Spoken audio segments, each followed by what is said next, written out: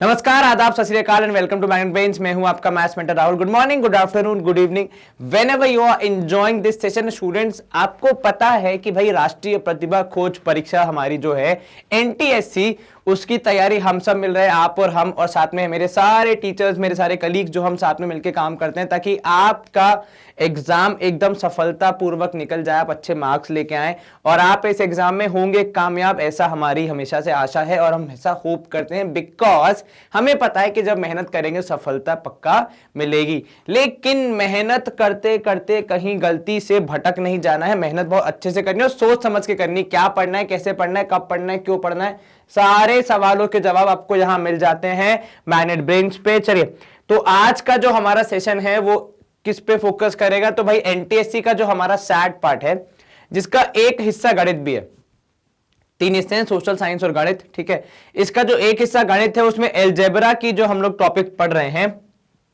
आज हम देखने वाले हैं हमारी डीपीक्यू शीट 1 की समस्याओं का समाधान। यदि आपने डीपीक्यू शीट 1 नहीं देखी है, सॉल्व नहीं की है, तो इस सेशन को यहीं पॉज करें। मेरा आपसे अनुरोध है, निवेदन है, रिक्वेस्ट है, इसी सेशन के डिस्क्रिप्शन में आपको डीपीक्यू शीट 1 का लिंक मिल जाएगा, उसे डाउनलोड करें, सॉल्व करें और फिर सेशन को आगे देखें। अगर आपको कहीं किसी सवाल में दिक्कत आती है तो कृपया करके बीच में से ऐसे सिर्फ सॉल्यूशन देखने के लिए सेशन ना देखें, उसमें आपकी प्रैक्टिस उतनी अच्छी नहीं होगी, क्योंकि एग्जाम में मैं नहीं आऊंगा आपकी हेल्प करने, या यूट्यूब का चैनल नहीं आएगा। आपको खुद ही अपनी परीक्षा, अपनी नैया पार करनी होगी। आपकी नैया के खेवैया आप ही होंगे, तो प्रैक्टिस ऐसे करें हमेशा की हमेशा, पहले खुद ट्राई करें एक बार। चलिए, तो आज हम देखते हैं हमारा पहला क्वेश्चन क्या है। क्वेश्चन नंबर 1 कह रहा है the zeros of a quadratic polynomial x square plus 9x plus 127 are. चार options, both positive, both negative, one positive, one negative, both equal.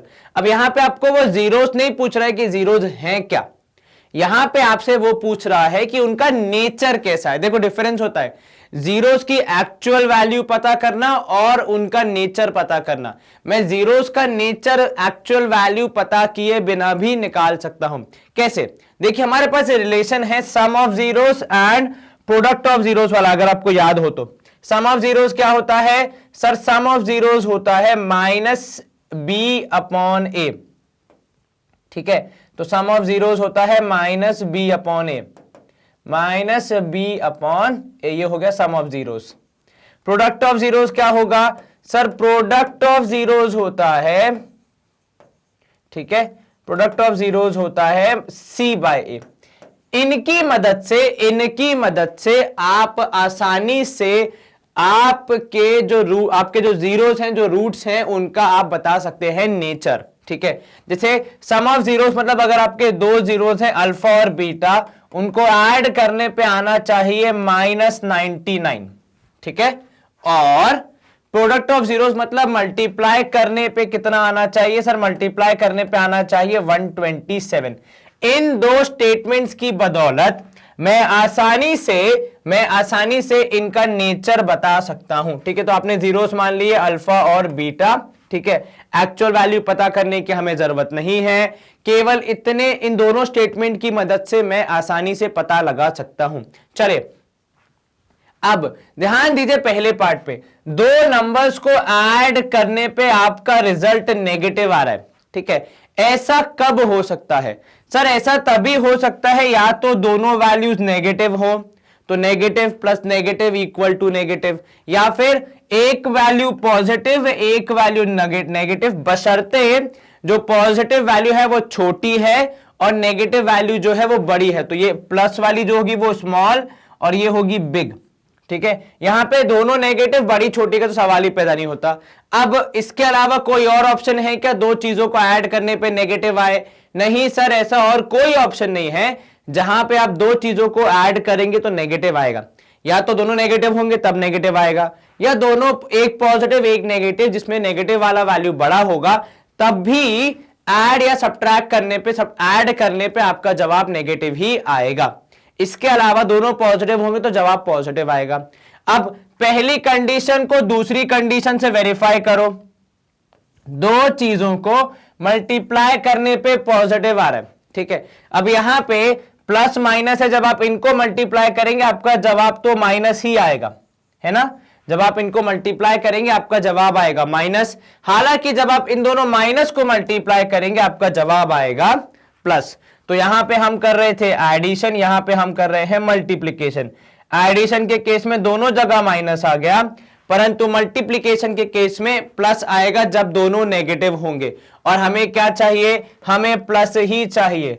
तो दोनों मतलब सारी कंडीशंस को फुलफिल करने वाला जो एक कंडीशन बन रहा है वो ये कि अल्फा बीटा दोनों नेगेटिव, तो दोनों को ऐड करने पे, एडिशन करने पे सम आएगा नेगेटिव, और अल्फा बीटा दोनों नेगेटिव तो मल्टीप्लाई करने पे जो रिजल्ट आएगा वो आएगा पॉजिटिव। तो बोथ नेगेटिव होंगे तभी ये कंडीशन फुलफिल होगी। क्या मैंने असल जीरोस निकाले? नहीं सर। मैंने क्या किया, मैंने केवल ये जो हमारा रिलेशन था जहां पे sum of zeros and product of zeros को यूज किया जाता है, उनका यूज करके केवल मेरे जीरोस का नेचर बताया। जब आप इसको असल में सॉल्व करेंगे आपके जवाब बहुत ही मुश्किल से निकलेंगे, क्योंकि देखो ये है प्राइम नंबर 127 है प्राइम नंबर, तो आपको वो रूट ऑफ डी वाला फॉर्मूला यूज करना पड़ेगा जिसमें थोड़ी मेहनत है। उससे बेहतर है कि हम केवल इन दो स्टेटमेंट्स का यूज करके एक नेचर तो बता ही सकते हैं, एग्जैक्ट वैल्यूज नहीं तो कम से कम नेचर बता सकते हैं हमारे जीरोस का। ठीक है, चलिए स्क्रीन क्लियर। हमने मार्क किया बोथ नेगेटिव। एक बार कंप्यूटर जी से चेक कर लेते हैं, उनका जवाब भी आया बोथ नेगेटिव। हमने किया यहां पे स्क्रीन को फिर से क्लियर और मूव करेंगे प्रश्न क्रमांक 2 की ओर। अब प्रश्न 2 है हमारा, the zeros of a quadratic polynomial x square plus के एक्स प्लस के। चलिए एक्स स्क्वायर प्लस के एक्स प्लस के, ये है थोड़ा पिछले केस जैसा ही है। अब आपसे पूछ रहा है यहां पे भी जीरोस कैसे होंगे, क्या उनका नेचर होगा। एक ऑप्शन है can not be positive, positive नहीं हो सकते, can not be negative, negative नहीं हो सकते, are always unequal, are always equal. अब देखो यहां पे इक्वल और अनइक्वल तो वैल्यूज होंगी तभी पता चलेगा, और क्योंकि यहां पे सब कुछ अननोन है तो हम इक्वल अनइक्वल वाली बात तो फिलहाल कर ही नहीं सकते। हम फिलहाल किस पे फोकस कर सकते हैं, पॉजिटिव या नेगेटिव वाले पे। ठीक है, चलिए ध्यान दीजिए। तो भाई आपके दो जीरोस अल्फा और बीटा, यदि अल्फा और बीटा को जब आप ऐड करेंगे, सम ऑफ जीरोस करेंगे, आपका जवाब आएगा माइनस के, और मल्टीप्लाई करेंगे तो आपका जवाब आएगा प्लस के, पॉजिटिव के। और यह पहले ही कर चुके हैं, अभी थोड़ी सेकंड पहले पिछले सेक्शन में ही आपने किया, पिछले क्वेश्चन में ही, कि जब दोनों वैल्यू नेगेटिव होती हैं तो ऐड करने पे आता है, सम करने पे आता है नेगेटिव, और मल्टीप्लाई करने पे आता है पॉजिटिव। सर तो दोनों वैल्यूज नेगेटिव होंगी। अब सर यहां पे देखिए नेगेटिव वाला ऑप्शन भी है, इसको मार्क कर देते हैं, लेकिन प्रभु पहले पूरा स्टेटमेंट तो पढ़िए। स्टेटमेंट कह रहा है कैन नॉट बी नेगेटिव, अर्थात नेगेटिव नहीं हो सकता। और जब कोई चीज नेगेटिव नहीं होगी तो क्या होगी, पॉजिटिव होगी। तो क्या वहां पे पॉजिटिव है हमारा जवाब, नहीं सर। तो यहां पे केवल नेगेटिव देख के आंसर मार्क नहीं करना है, आगे का स्टेटमेंट पूरा पढ़ के उसका सही मीनिंग कैरी करने के बाद ही अपना आंसर मार्क करेंगे। तो कैन नॉट बी पॉजिटिव ज्यादा बेहतर आंसर होगा, क्योंकि कैन नॉट बी पॉजिटिव का मतलब क्या होगा कि भाई पॉजिटिव नहीं हो सकता, या तो जीरो हो सकता है या नेगेटिव हो सकता है। तो वो हमने यहां पे मार्क कर सकते हैं, बिकॉज हमारा आंसर नेगेटिव आ रहा है।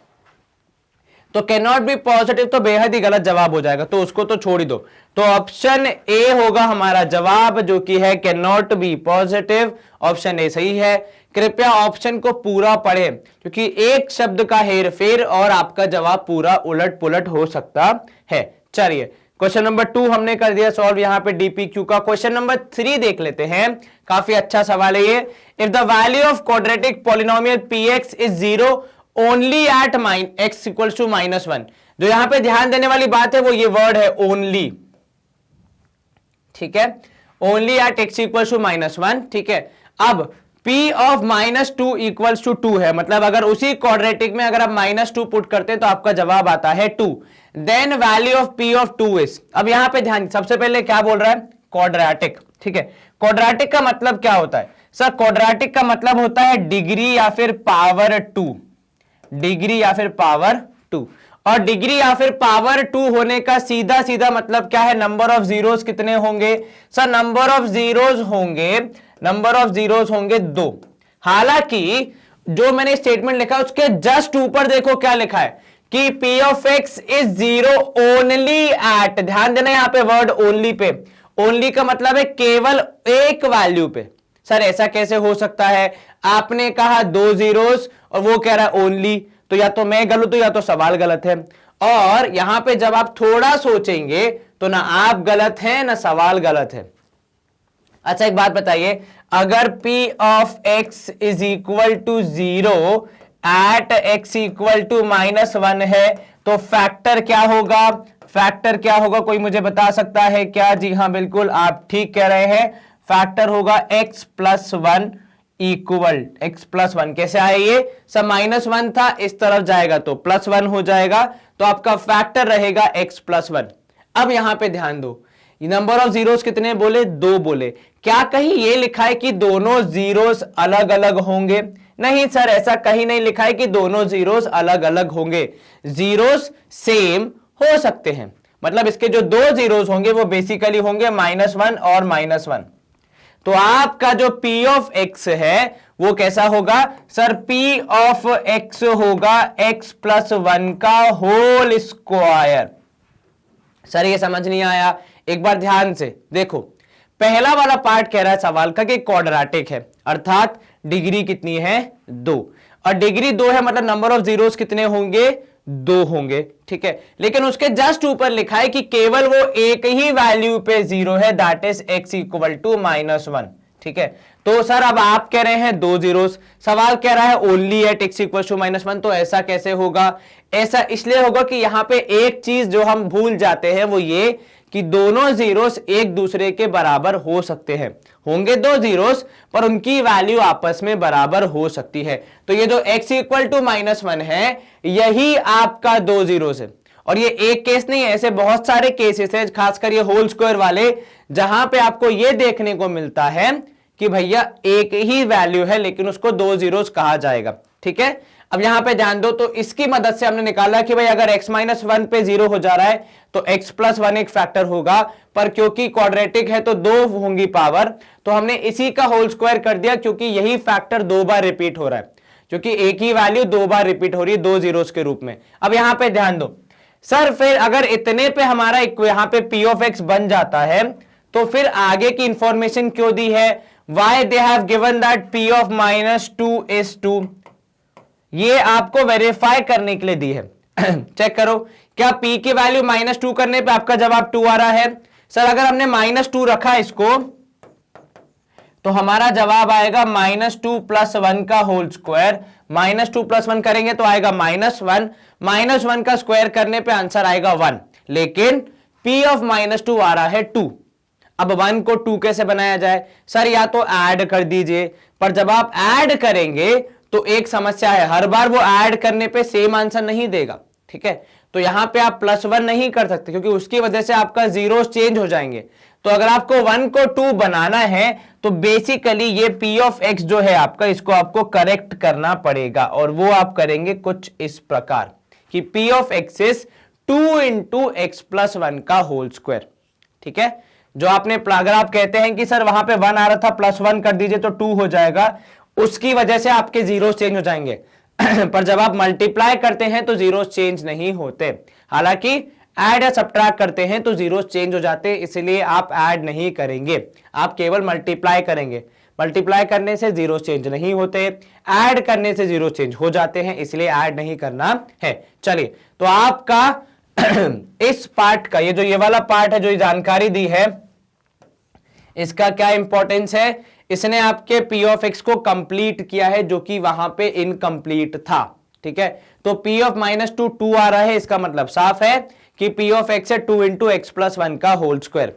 यदि आप लिखते हैं कि सर हमारा P ऑफ x होना चाहिए, P ऑफ x होना चाहिए x प्लस 1 का होल स्क्वायर प्लस 1, तो आप इसको सॉल्व करके देख लो, आपका पूरा का पूरा P of x he change हो जाएगा, जीरोस भी चेंज हो जाएंगे, ठीक है। इसीलिए अगर आपको वही जीरोस मेंटेन करने हैं तो आप P ऑफ x में कोई भी रैंडम नंबर, मल्टीप्लाई कर सकते हैं, मतलब डिपेंडिंग ऑन द सिचुएशन आप नंबर मल्टीप्लाई कर सकते हैं, परंतु ऐड सब्ट्रैक्ट करना या वेरिएबल ऐड सब्ट्रैक्ट करना, मल्टीप्लाई करना आपके पूरे सवाल को चेंज कर देगा। अब ये जो आपका p ऑफ x मिला है ये दोनों कंडीशन को फुलफिल कर रहा है, पहली वाली कंडीशन भी, दूसरी वाली कंडीशन भी, तीसरी वाली कंडीशन भी, इसीलिए इसका यूज करके हम p ऑफ 2 की वैल्यू निकालेंगे। अब जब आप p ऑफ 2 की वैल्यू निकालने का प्रयास करेंगे आपको मिलेगा 2 इंटू 2 प्लस 1 का whole square which is 2 into 9, क्योंकि 2 प्लस 1 हो जाएगा कितना 3, 3 का स्क्वायर 9, 9 2 सा 18 होना चाहिए आपका आंसर, ऑप्शन ए। एक बार दोबारा से क्वाड्रेटिक था मतलब डिग्री दो मतलब जीरोस दो, लेकिन सवाल में लिखा था कि केवल x इक्वल्स टू -1 पे वो जीरो होता है, तो हमने क्या किया, हमने दोनों की बात रखी, दो जीरोस भी बता दिए और ओनली एट -1 भी कंसिस्टेंट रखा। कैसे भाई, दो जीरोस से -1 और -1 सेम ही वैल्यू आपके दो जीरोस थे, जिसकी वजह से आपको p ऑफ x पहले मिला x प्लस 1 का होल स्क्वायर, क्योंकि आपके फैक्टर होगा x प्लस 1 और x प्लस 1, भाई दो बार और तो दोनों बार लिख दिया x प्लस 1 का होल स्क्वायर, लेकिन वो p ऑफ -2 की वैल्यू को सेटिस्फाई नहीं कर रहा था, तो इसलिए हमें p ऑफ x को मॉडिफाई करना पड़ा थोड़ा सा, जो कि हो गया ट्वाइस ऑफ x प्लस 1 का होल स्क्वायर। इसकी मदद से हमने फिर आगे का सवाल खत्म किया, जहां पे हमारा जवाब आया 18। ठीक है, एक बार चेक कर लेते हैं। कंप्यूटर जी ऑप्शन ए 18 सही है, तो हमारा टिक और कंप्यूटर जी का टिक लगभग सेम ही स्थान पे है, तो मतलब हमारे लिए क्या है, आगे बढ़ने का आदेश। चलिए सवाल क्रमांक 4, the graph of equation x minus y plus is equal to 2 and kx plus y is equal to 3 where k is constant interact at point x in y in the first quadrant if and only if k। चलो क्या बोल रहा है, दो equation है आपके पास, x minus y equal to 2 और kx plus y equal to 3, और ये कहां मीट कर रहे हैं, intersected point x y in first quadrant. मतलब देखो इंटरसेक्ट का मतलब है x और y की ऐसी वैल्यूज जो दोनों इक्वेशंस को सैटिस्फाई कर रहे हैं। ठीक है, मतलब वो जो पॉइंट है वो दोनों इक्वेशन को सैटिस्फाई कर रहा है, उस बेसिस पे आपको k की वैल्यू पता लगानी है। और देखो फर्स्ट क्वाड्रेंट का क्या मतलब है, आपने पढ़ा है फर्स्ट क्वाड्रेंट में x और y दोनों की वैल्यू क्या रहती है, दोनों की वैल्यू पॉजिटिव रहती है, इस बात का विशेष ध्यान रखें। चलिए अब हमारे पास दो इक्वेशंस हैं, x minus y equal to 2 और kx plus y is equal to 3। अब यहां पे क्या करेंगे आप, ठीक है, यहां पे जब आप इसको सॉल्व करने का प्रयास करेंगे शायद आपको कुछ वैल्यूज मिल जाए। चलिए जब आप इनको करेंगे ऐड तो आपको मिलेगा यहां पे kx प्लस x हो जाएगा कितना सर, यहां पे x प्लस kx हो जाएगा, माइनस वाई प्लस वाई हो जाएंगे कैंसिल, और आपको मिलेगा केवल यहां पे 5। x की वैल्यू आप लेंगे कॉमन, आपको मिलेगा k plus 1 is equal to 5, x equals to 5 upon k plus 1, 5 upon k plus 1।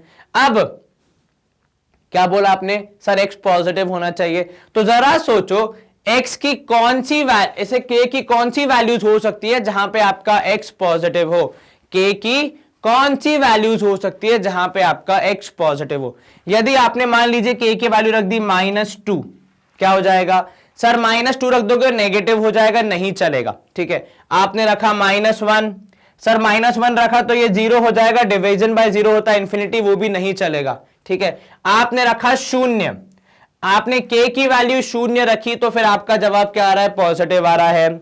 आपने k की वैल्यू -0.5 रख दी तब भी आपकी k की वैल्यू क्या आ रही है, -0.5 रखी और वो +1 किया तो भी पॉजिटिव आएगा, +0.5 आएगा तो भी चलेगा। तो यदि k की वैल्यू किससे बड़ी है, यदि k की वैल्यू -1 से बड़ी है तो वो पक्का हमारे काम की है।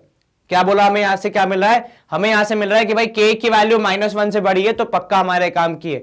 कैसे मालूम चला सर, इसके बाद हमने देखा कि भाई x की वैल्यू पॉजिटिव होनी चाहिए, तो हमने वो सारे नंबर्स फाइंड करने का प्रयास किया जहां पे x की वैल्यू पॉजिटिव है। अब रखिए k की वैल्यू 10, 5/11 पॉजिटिव। अब रखिए k की वैल्यू 4, 4 और 1 5, 5/5 1, तो x की वैल्यू पॉजिटिव तब तक रहेगी जब तक k की वैल्यू -1 से बड़ी है। जैसे ही वो -1 या उससे छोटी हो जाएगी तो वो नेगेटिव हो जाएगा। चलिए ये तो हो गई एक बात। अब यहां पे जो दूसरी बात आपको दिखनी है, तो भाई x minus y equal to है कितना sir, x minus y is equal to 2 है, तो x हो जाएगा y प्लस 2, है ना, माइनस वाई प्लस 2, और ये माइनस वाई जब जाएगा तो प्लस वाई हो जाएगा, और y की वैल्यू हो जाएगी x minus 2 is equal to Y.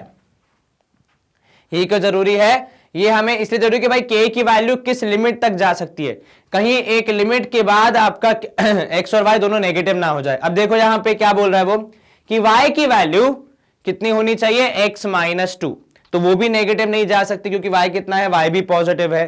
तो आपने शुरू तो कर दिया कि भाई k की वैल्यू -1 से बड़ी होगी, ठीक है, बट एक पॉइंट के बाद ये होगा कि आपकी x की वैल्यूज इतनी बड़ी हो जाएंगे कि इतनी छोटी हो जाएंगे कि यहां पे नेगेटिव आंसर आने लग जाएगा, और y नेगेटिव नहीं हो सकता, y हमेशा पॉजिटिव ही रहना चाहिए। तो आप क्या करेंगे, आप फिर अब आपको वही ढूंढना है ऐसी कौन सी वैल्यूज हैं जहां पे x की वैल्यू रखने पे y नेगेटिव नहीं होना चाहिए। तो वो आप कैसे देखेंगे, जैसे उदाहरण के तौर पे आपने रखा k की वैल्यू 1, ठीक है, -1 से बड़ी है, ठीक है, चलेगा। जैसे आपने 1 रखा, 1 + 1 2, 5/2 चलेगा, x की वैल्यू पॉजिटिव आ रही है कितनी 2.5, अगर x की वैल्यू आ रही है 2.5, देखो मैं क्या बोल रहा हूं कि उदाहरण के तौर पे आपने रखा k = 1, तो x कितना 5/2, तो y कितना 0.5 या फिर 1/2 चलेगा। आपने इसको थोड़ा बढ़ाया, k की वैल्यू आपने रखी 2, क्या हो जाएगा सर 5, यहां पे हो जाएगा 5/3, तो x = 5/3, और y की वैल्यू हो जाएगी नेगेटिव। आपको कैसे पता सर, 5/3 -2 करके देखो -1/3 आएगा, नेगेटिव नहीं हो सकती y की वैल्यू, y की वैल्यू क्या होनी चाहिए, पॉजिटिव। तो आप 2 तक भी नहीं जा सकते, थोड़ा पीछे आना पड़ेगा, ठीक है। आपने मान लीजिए 1.6 ले लिया तो भी कितना हो जाएगा सर, ये हो जाएगा 1.6 + 1 2.6 हो जाएगा, तो 2.6 करने पर भी शायद नेगेटिव वैल्यू आएगी, एक बार चेक करो। 2.6 करने पे 6 2 2 = 4, हाँ वो भी ज्यादा हो रहा है, तो आप 1.5 पे ट्राई करिए। चलिए यदि k की वैल्यू 1.5 है तो x की वैल्यू कितनी होगी, 1.5 + 1 हो जाएगा 2.5, एग्जैक्टली 2 के बराबर, एग्जैक्टली 2 के बराबर। तो वहां पे y क्या हो रहा है, 0 हो जा रहा है, ठीक है। तो यहां पे कितना हो जाएगा 2.5 आएगा, y की वैल्यू 0, उससे कम नहीं जा सकती, क्योंकि उससे कम यदि गई तो वो नेगेटिव हो जाएगी। तो आपकी k की वैल्यू है कितनी सर, -1 से ज्यादा और 1.5 से कम, तो मतलब ऑप्शन डी होना चाहिए आपका जवाब। एक बार दोबारा समझते हैं हमने क्या किया। देखो हमें 2 इक्वेशन दिए थे और उनके बारे में ये जानकारी दी थी कि वो फर्स्ट क्वाड्रेंट में मिलते हैं, मतलब दोनों वैल्यूज क्या होंगी, पॉजिटिव। हमने इक्वेशंस को सॉल्व करना स्टार्ट किया तो हम लोग एक नतीजा हमें ये मिला कि x जो होगा वो 5/k+1 के बराबर होगा, और इस बेसिस पे वो वैल्यूज निकालनी थी हमें जिस पे x क्या रहेगा, पॉजिटिव रहेगा। तो वो रखने के लिए हमने वैल्यूज पता की, तो यदि k की वैल्यू -1 से बड़ी है तब तो x पॉजिटिव होगा, अदरवाइज वो नेगेटिव हो जाएगा। इसी बेसिस पे हमारे y की तरफ, x के बाद y क्या बोलता है भाई, y है x से 2 छोटा, तो आपको k की वो वैल्यूज भी फिक्स करनी है जिसपे y नेगेटिव ना हो जाए। तो आपने x की वैल्यूज की मदद से y की वैल्यूज फिक्स की, तो k की वैल्यू से x की वैल्यू, फिर x की वैल्यू से y की वैल्यू, ये पूरा सिलसिला चलेगा। तो आपने k की यहां पे वैल्यू निकाली कि -1 से बड़ा है, लेकिन कहां रुकना है, कहां जाके वो x y को नेगेटिव बना रहा है, वो पॉइंट भी हमें ढूंढना था। तो वो हमने अलग अलग वैल्यूज पुट करके ढूंढा कि y की वैल्यू 0 आ रही है, x की वैल्यू 2.5 है, मतलब k की वैल्यू 1.5 पे, उसके बाद वो नेगेटिव होना शुरू हो जाएगा जो कि अलाउड नहीं है। तो इसीलिए ऑप्शन डी हमारा सही जवाब होगा कि -1 से बड़ा और 3/2 से छोटा है, तो वो पक्का k की वैल्यूज क्या होंगी, इस पूरे कंडीशन को सेटिस्फाई करेंगी। चलिए स्क्रीन क्लियर, अगला प्रश्न यहां पे है, सब एक बार हम आंसर चेक कर लेते हैं। ऑप्शन डी हमारा भी ठीक था।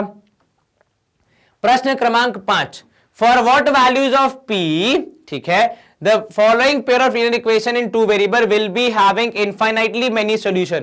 अब infinite solutions की आपको पूरे वो नियम पता है, कायदे कानून पता है, क्या होता है sir, a1/a2 would be equal to b1/b2 and that should be equal to c1/c2। चलिए ये कंडीशन होती है, यस सर। अब यहां पे a1 की वैल्यू हो जाएगी p, a2 की वैल्यू हो जाएगी 12, ठीक है, उसके बाद b1 की वैल्यू हो जाएगी 3, b2 की वैल्यू हो जाएगी p, ठीक है, और C1 की वैल्यू हो जाएगी कितनी sir, minus of P minus 3 upon minus P। आप चाहें तो माइनस माइनस कैंसिल कर दें, P अपॉन P माइनस 3 होगा। चलिए अगर हम इस तीसरे वाले को फिलहाल के लिए इग्नोर भी कर दें, अवॉइड भी कर दें, केवल हम ध्यान दें पहले दोनों पे, हमें क्या मिल रही है P की वैल्यू सर, यहां मिलेगी 3 इंटू 12 P स्क्वायर होगा ये, बिकॉज P इंटू P हो जाएगा P स्क्वायर, तो P हो जाएगा रूट ऑफ 36, तो P की वैल्यू हो जाएगी 6। कितनी हो जाएगी P की वैल्यू 6। लेकिन एक ध्यान देना यहां पे, सुनो एक चीज जो आपको सोचनी है, रूट 36 का जब आप स्क्वायर रूट करेंगे आपकी दो वैल्यूज आ सकती है, एक 6 और दूसरी माइनस 6, क्योंकि 6 का स्क्वायर भी होगा 36, माइनस 6 का स्क्वायर भी होगा 36। तब यहां पे आपको जो आपकी दूसरी वाली वैल्यूज है, जो सी पार्ट है, वो भी काम में आता है। अब सी पार्ट क्या बोलता है, किसके बराबर होना चाहिए sir, P minus 3 upon P। ठीक है, तो अब देख लो भाई 6 या माइनस 6 कौन सी इन तीनों को फुलफिल कर रहा है। यदि आपने माइनस 6 रखा तो आपको मिलेगा माइनस 6 बटे 12, ठीक है, इक्वल टू 3 बटे माइनस 6। सेटिस्फाई कर रहा है क्या, हाँ सर, माइनस 1/2 यहां पे भी आ रहा है, माइनस 1/2 यहां पे भी आएगा। और तीसरे वाले में आपको कितना मिलेगा sir, minus 6 minus 3 upon minus 6, कितना होगा ये सर, ये हो गया माइनस 9 बटे माइनस 6, मतलब 3/2। यहां पे आ रहा है माइनस 1/2, तीसरे पे आ रहा है 3/2, बराबर नहीं है, तो मतलब यहां पे माइनस 6 जो है वो कंडीशन को सेटिस्फाई नहीं कर रहा है, तो हम उसे क्या करेंगे, रिजेक्ट कर देंगे। तो फिर सर क्या करना पड़ेगा हमें 6 पे एक बार चेक करना पड़ेगा, तो 6 बटे 12 इक्वल टू 3 बटे 6 इक्वल टू यहां पे कितना, 6 माइनस 3 मतलब 3 बटे 6, तो मतलब बराबर आ रहा रेशियो। ठीक है, तो इसीलिए ये आंसर हो जाएगा सिलेक्ट और ये आंसर हो जाएगा रिजेक्ट। तो आपका जवाब 6 और माइनस 6 दोनों आ रहा था, पर दोनों में से एक सिलेक्ट हो गया, एक रिजेक्ट हो गया, बिकॉज वो कंडीशन के तीनों पार्ट्स को फुलफिल नहीं कर रहा था। सर फर्स्ट 2 को तो कर रहा है ना, उससे फर्क नहीं पड़ता, तीनों को करना पड़ेगा, बिकॉज क्या है, इनफाइनाइटली मेनी सॉल्यूशन है, और इसकी कंडीशन ही यही होती है कि सारी वैल्यूज बराबर होंगी।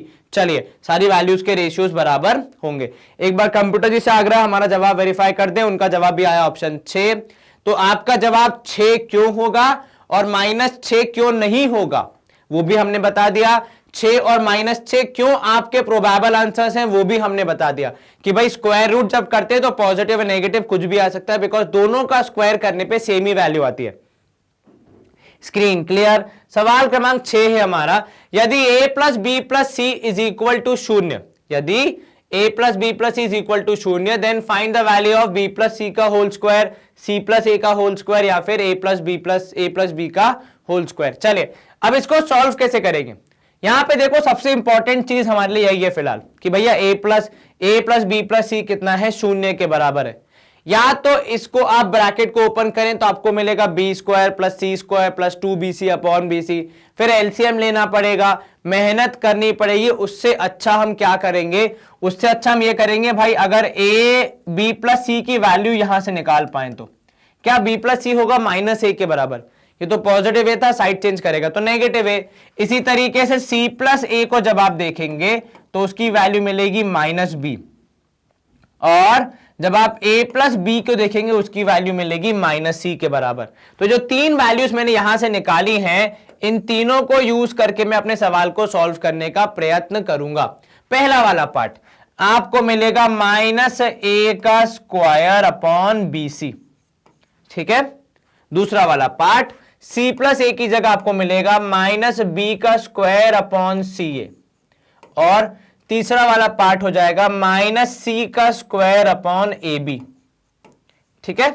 चलिए अब माइनस का स्क्वायर करोगे तो आंसर आएगा पॉजिटिव, तो a square upon bc plus b square upon ca और plus c square upon ab हो जाएगा।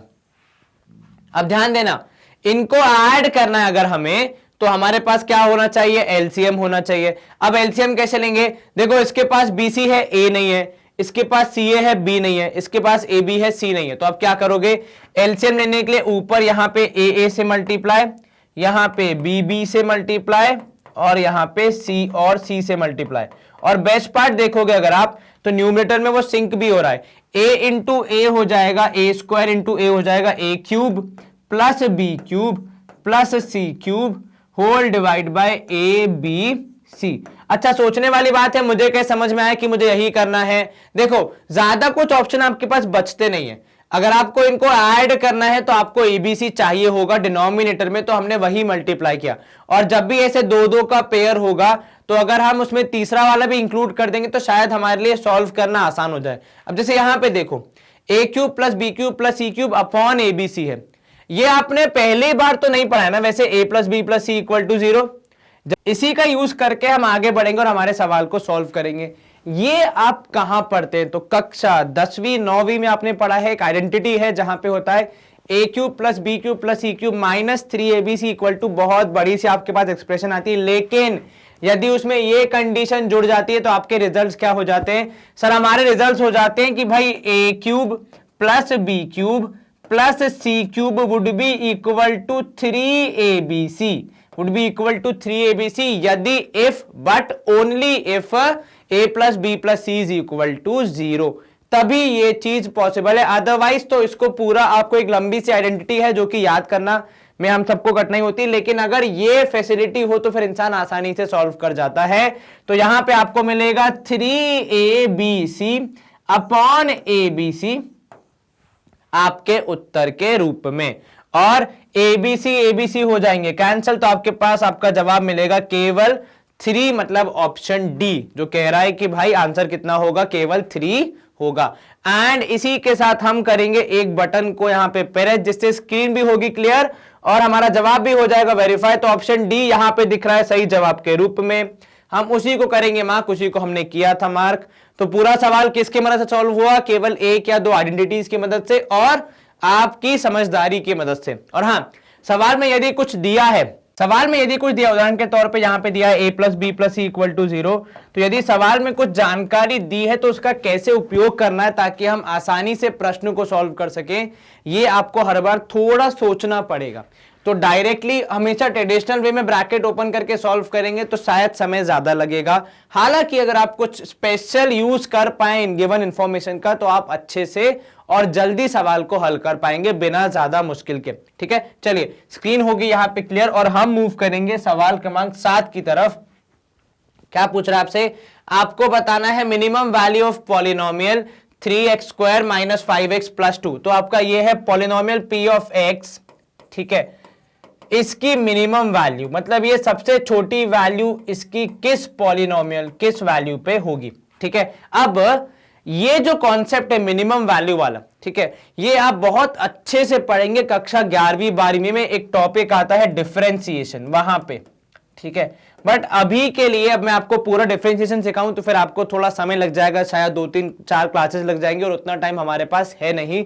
तो अभी के लिए आपके लिए जो समझने वाली बात है, आज सवाल को सॉल्व करने के लिए जो आपकी प्रक्रिया होगी वो कुछ इस प्रकार होगी। ये सवाल हमने जानबूझ के डाला ताकि आपको ये प्रक्रिया सिखा सके। ठीक है, देखो अब यहाँ पे आपको कुछ स्पेशल डोज मिलने वाला इंफॉर्मेशन का जो कि आप नॉर्मली अपनी बुक्स में नहीं पढ़ते। जो मिनिमम वैल्यू होती है, मिनिमम वैल्यू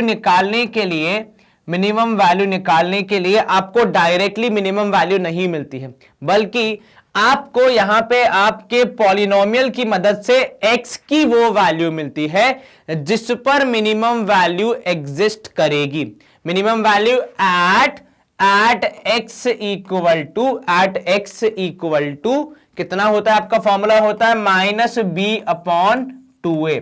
जब आप x की वैल्यू -b/2a रखेंगे तब जो आंसर आएगा वो आपकी मिनिमम वैल्यू होती है। इस बात को विशेष ध्यान रखें। इसके पूरे का जो गणित है वो आप कक्षा 11वीं 12वीं में ज्यादा बेहतर समझ पाएंगे क्योंकि तब आपको चैप्टर समझ में आएगा। पर अभी के लिए आपके लिए इंपॉर्टेंट है, आप चाहे तो कहीं यहाँ पे साइड में नोट में कहीं लिख लें कि मिनिमम वैल्यू किस पे होती है, x इक्वल टू -b/2a पर होती है। तो यहाँ पे x की वैल्यू हो जाएगी -(-5)/2 इंटू 3, मतलब हो जाएगा 5/6। तो जब आप x की वैल्यू 5/6 रखेंगे आपको मिनिमम वैल्यू मिलेगी। उसके अलावा सारी वैल्यूज पे उससे ज्यादा ही आंसर मिलेगा। आप चाहे तो चेक कर लेना। क्या आपको ये समझ में आया? तो मिनिमम वैल्यू निकालने के लिए क्या करोगे? आप निकालोगे p ऑफ 5/6। कितना हो जाएगा सर? 3 इंटू 5/6 का स्क्वायर मतलब 25/36 माइनस यहां पे होगा 5 इंटू 5/6, ठीक है, और साथ में होगा +2।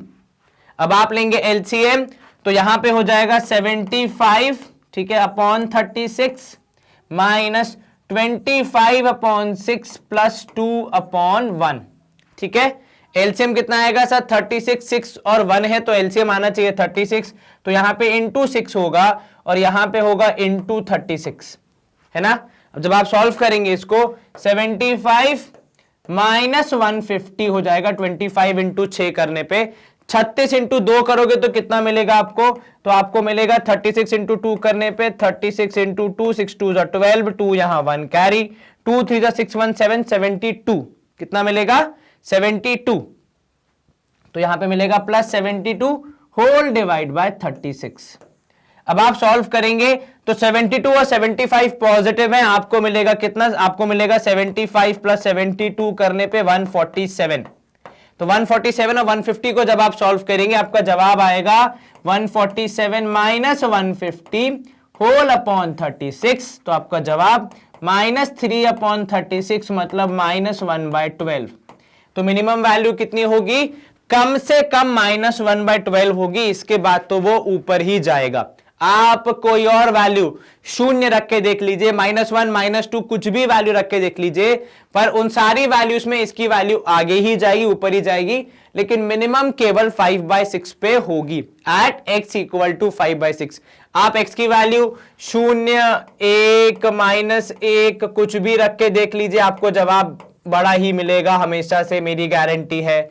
तो यहां पे कॉन्सेप्ट देने का या क्वेश्चन देने का सिंपल बेसिक फंडा यही था कि मिनिमम वैल्यू कैसे निकालते हैं, इसका आपको बेसिक फॉर्मूला समझाना। तो मिनिमम वैल्यू निकलती है, उसके पहले निकलती है x की वो वैल्यू जिस पे वैल्यू मिनिमम हो जाएगी पॉलिनोमियल की, ठीक है। तो minimum value of p of x आप ऐसे लिख लीजिए, इज एट x = -b/2a। तो x की मिनिमम, x की जो वैल्यू होगी 5/6, उस पे p ऑफ x मिनिमम हो जाता है, ये आपको हमेशा ध्यान रखना है, ठीक है। चलिए एक बार कंप्यूटर जी के साथ आंसर वेरीफाई कर लेते हैं। उनका जवाब भी आ रहा है ऑप्शन डी -1/12, मतलब हमने और कंप्यूटर जी ने सवाल को सही सॉल्व किया है। क्या कॉन्सेप्ट पढ़ा हमने यहां पे, एक बार दोबारा रिवाइज कर लेते हैं कि p of x is minimum, अगर आप कहीं लिखना चाहें अपने नोटबुक में कहीं फॉर्मूला, तो is minimum eight x = -b/2a। तो अगर आपका कोई दोस्त है जो आपके साथ तैयारी कर रहा है, उससे आप कल जाकर ये सवाल पूछेगा कि बताइए कि इस पॉलिनोमियल की या किसी भी पॉलिनोमियल की मिनिमम वैल्यू कैसे निकालते हैं, तो वो सोचते रह जाएगा और आप फटाफट उसको आंसर भी बता देंगे, ठीक है। और अगर आपने उसको आंसर बताया तो फिर ये भी बताइए कि आपने सीखा कहां से, ठीक है, वो बहुत जरूरी है। चलो ये हो गया आपका सवाल नंबर 7 समाप्त। सवाल नंबर 8 देख लेते हैं। यदि x की वैल्यू है 3m - 4/5, y की वैल्यू है m - 7/3, आपको बताना है कि वैल्यू ऑफ m क्या होगी। सिंपल सवाल, इक्वेशन यहां पे दी है, वैल्यूज यहां पे दी है, आप सब्स्टिट्यूट करके अपना आंसर बता सकते हैं।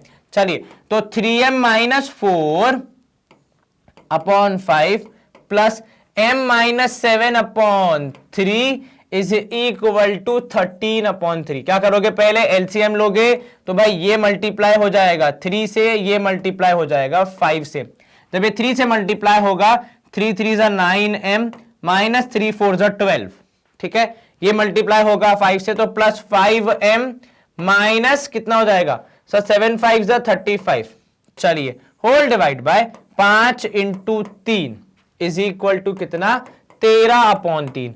अब दोनों जगह पे क्योंकि 3 3 है मल्टीप्लीकेशन में, तो आप कैंसिल कर सकते हैं, यहां केवल 5 बचेगा।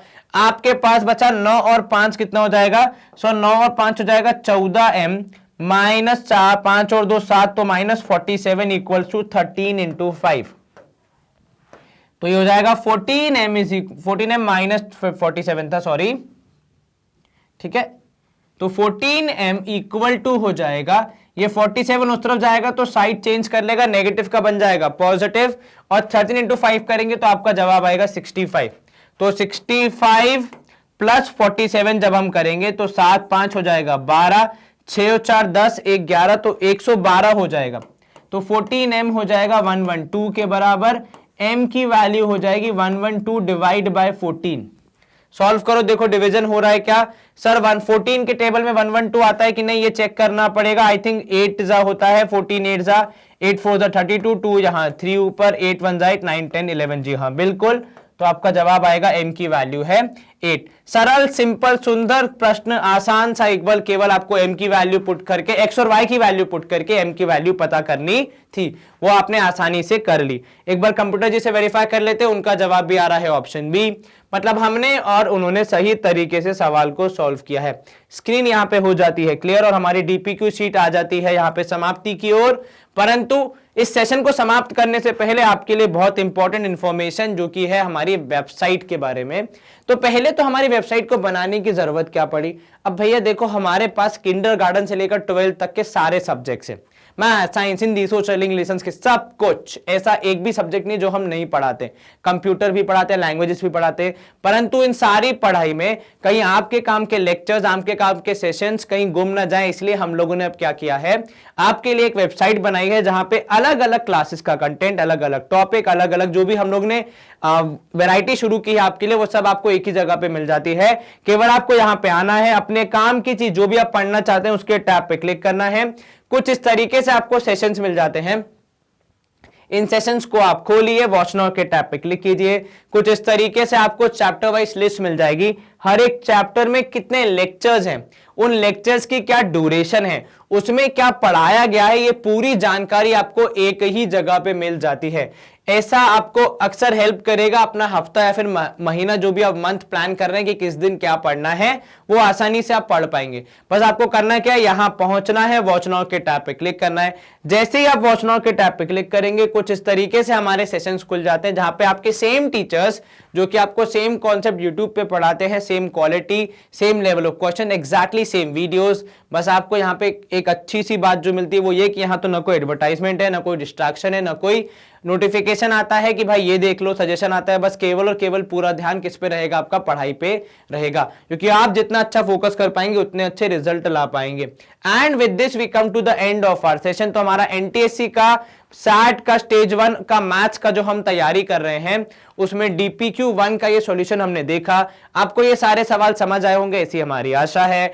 प्लीज रेगुलरली पढ़ाई करते रहिए, बहुत सारे क्वेश्चंस प्रैक्टिस कीजिए। वीडियो को लाइक, चैनल को सब्सक्राइब एंड इस वीडियो को शेयर जरूर कीजिए, बिकॉज ज्ञान जितना बांटोगे उतना आपका भी बढ़ेगा और आपको मिलेगा भी। ठीक है, अपना ख्याल रखें, अच्छे से पढ़ाई करें। Stay home, stay safe, take care, bye bye, good day, see you soon.